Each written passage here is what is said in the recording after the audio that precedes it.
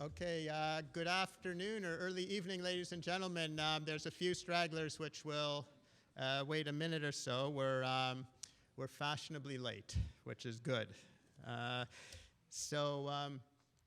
David Malkin, and it is a pleasure for me to be given the opportunity to initially welcome you to this meeting. We are anticipating upwards of 200 people here over the next who will be here for the next 2.5 or 2 days. So it's an absolute delight to be able to bring this very extensive group together on a very important topic. Of these 200 or more, 250 almost, about half are people and members of families affected with Li-Fraumeni syndrome, and we know why you are here, and we thank you extraordinarily for that.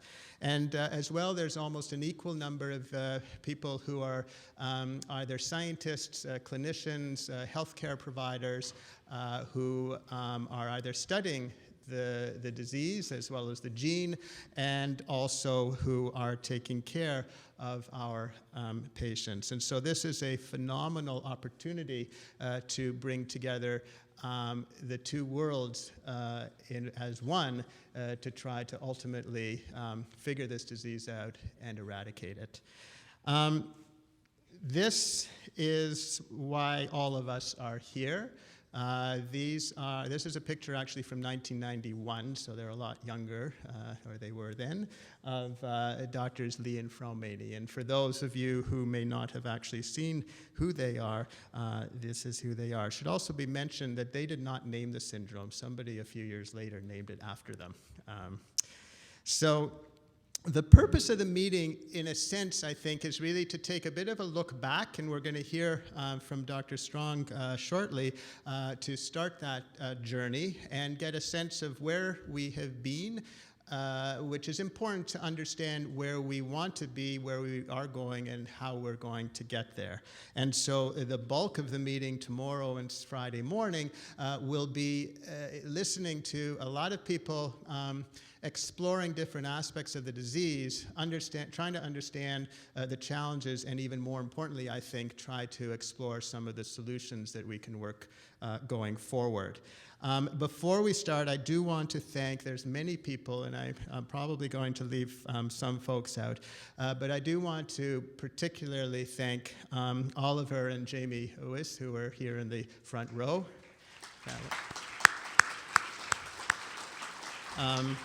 I've had the enormous honor and pleasure to know them for a number of years now, and while we live in different countries and different cities, we've always had the opportunity to meet together at various times, to talk on the phone together, to text, and email, and it's always absolute pleasure to be working with you and to know you and really to be friends. So thank you for all you've done, for everything you've done for developing not only this symposium but the entire world that all of us live in. It's very important.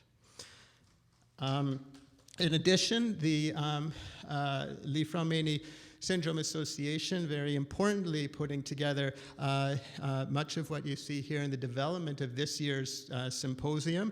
And several people, just to highlight, Jen Perry, Deb Soprano, Sue Faulkner, and Rob Lufkin in particular, have really made great efforts in ensuring that this meeting runs as smoothly as it will, and bringing together, of course, many of the families who are represented here. And so, again, without their support and leadership there, I think this thing wouldn't have come together as well as it is. So I'd like to thank all of you very much on your behalf, to thank them as well. And I don't know if they're around, but yes, you are, down in the front.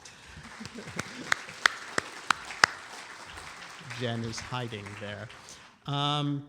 Locally, of course, the host this year, and we'll hear shortly from Jonathan Finley, who was absolutely instrumental in saying this is happening in Columbus again, and it did. So thank you for being and putting forward your opportunity to host, and it is important that we spread ourselves around the continent and ultimately around the world with these meetings and bring in as many people. So Jonathan, and to you and to your team, we also thank you very, very much. Really appreciate it. Ultimately, there's a lot of groundwork, and there's a whole team of folks who I had not met any of until I came this afternoon. And the one person I do want to sort of point out, and she'll probably kill me for this, is Dea Hatchett-Jackson. I don't know if Dea is here. She's probably in the back working. But this meeting, frankly, would not have happened without her. And I think all of you have received emails or gotten emails or requests and things like that. And she's really been the engine behind operating the meeting. So when you do have an opportunity to see her, please do thank her for that. So just a couple of more points. The idea, as I mentioned, is to bring people together. And if I can just have the second slide. There's a lot of writing on that slide, but what it is actually are the last two paragraphs of a paper that I had the wonderful pleasure of writing with Steve Friend, Judy Garber, and Louise Strong, initially intended on the 25th anniversary of the publication of the joint, the P53 Li-Fraumeni connection. We submitted it on a whim to see if the journal Science would be interested in it, and after many, many weeks, they actually came back and said yes. And I gather somebody got around to putting reprints of it, because it actually was just published last week, coincidentally, which I thought was actually timely. It's no longer the 25th anniversary, but perhaps more appropriately, it's actually timed almost exactly with this meeting. But in those last two paragraphs, we actually point out an extraordinarily important piece in our minds, which is the reason that we will be successful in overcoming this disease is because we're keeping our eye on the target, and we are doing that recognizing that it is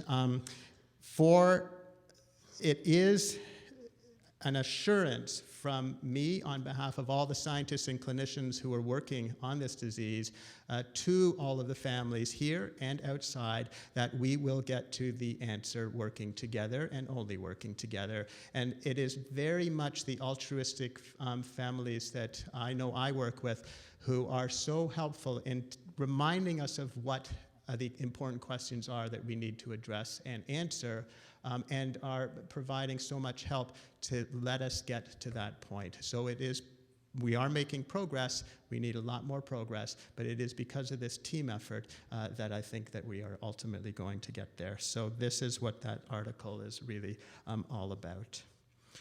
We'll hear a lot about fundamental biology, science, genetics. We'll also hear about clinical applications and therapeutic opportunities, which are very exciting. Yes, we're going to hear a little bit about the Toronto Protocol. Couldn't leave here without that.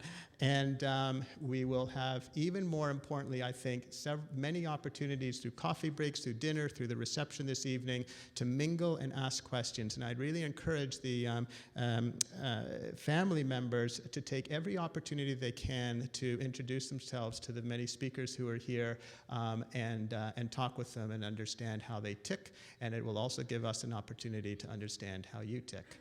Now, just a couple of housekeeping things. On my iPhone, I couldn't do it myself because I'm kind of inept at these things, but Brett programmed the app. So there is now an app available, which you can get the whatever link thing is, just at the reception, to put on your iPhone. It will be available, it will be up for a year. And you can use it, you can add your profile to it, and then there will be opportunity through that to be able to communicate with everybody, ideally everybody in this room ultimately, not only the families, but also the speakers and scientists and researchers here. We want to get some good communication and talking going. So if I can put this on my phone, then everybody here should be able to put it on their phone. I still realize I don't have a picture, so I need some help with that, but anyway. The speaker talks, for the most part, will at some point be uploaded on to the website as well. We will be dealing with speakers individually because a lot of the data we anticipate will be unpublished data, and we being academic competitive types generally don't like that up on public websites until it's published. So we will be able to edit certain aspects of talks to allow the information to be available to you, and that would be important for after the meeting to be able to go back to. In addition, there will be opportunities with each talk for questions. But as well, there are going to be cards out in this room as well as at the dinner to write down questions that you may have. And on the last day, we have in the afternoon an entire session where we'll be able to actually explore many of the questions you might be thinking about but either didn't want to ask or didn't have time to ask in the public forum. And so I please remind you to go and look for those and do that there. The setup tonight is only like this for this evening, just for this evening's session.